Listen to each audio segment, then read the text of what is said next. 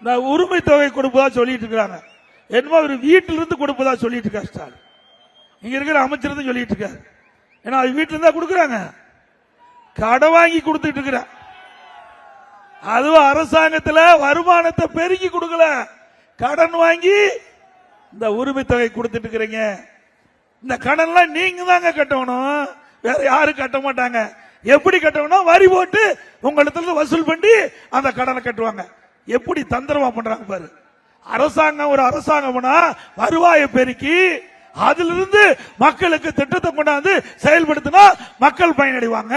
நீங்க கடனை வாங்கி இந்த மக்கள் மீது சுமத்தி அதிலிருந்து இருக்கிற பணத்தை இந்த உரிமை தொகை கொடுக்கறீங்களே, எந்த விதத்துல நியாயம்?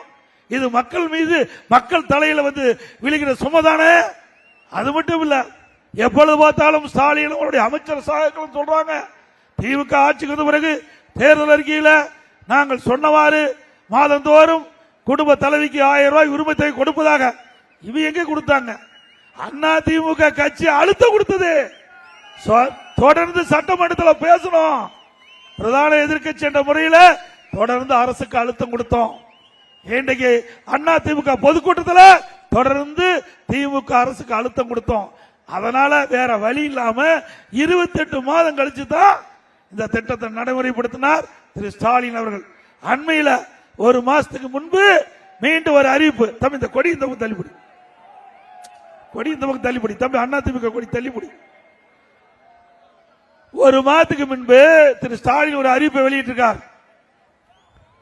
மேலும் 30 லட்சம் பேருக்கு விதியை தளர்த்தி இந்த குடும்ப தலைவிக்கு 1000 ரூபாய் கொடுப்பதா.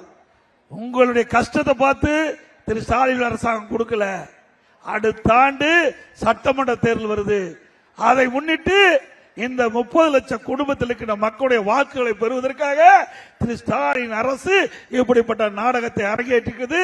அடுத்த ஆண்டு நடைபெற்ற தேர்தலை மையமாக வைத்துதான் 30 லட்சம் பேர்களுக்கு விதிவிலக்கை தளர்த்தி 1000 ரூபாய் குடும்ப தலை கொடுப்பதாக அறிவிச்சிருக்கிறாங்க. எண்ணி பாருங்க. ஒரு அரசாங்கம் மக்களுடைய கஷ்டத்தை எண்ணி கொடுக்கணும். ஒரு தேர்தல் அறிக்கையில் ஒரு கட்சி அறிவிச்சா அந்த அறிவிப்படி செயல்படணும். ஆனா திமுக அப்படி இல்லை.